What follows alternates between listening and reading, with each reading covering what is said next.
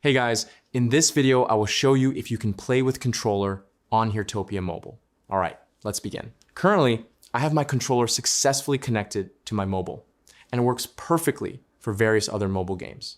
However, when I try to use it within Heartopia, clicking or moving any of the buttons simply does nothing at all.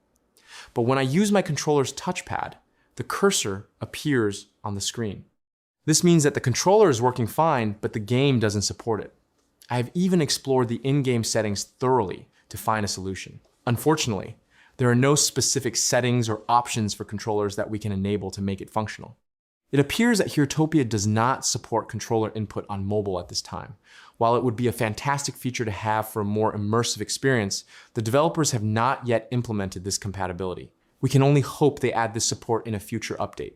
For now, you will have to stick to touch controls. So that's basically all about playing with controller on Heartopia Mobile. That's it for this video. Thanks.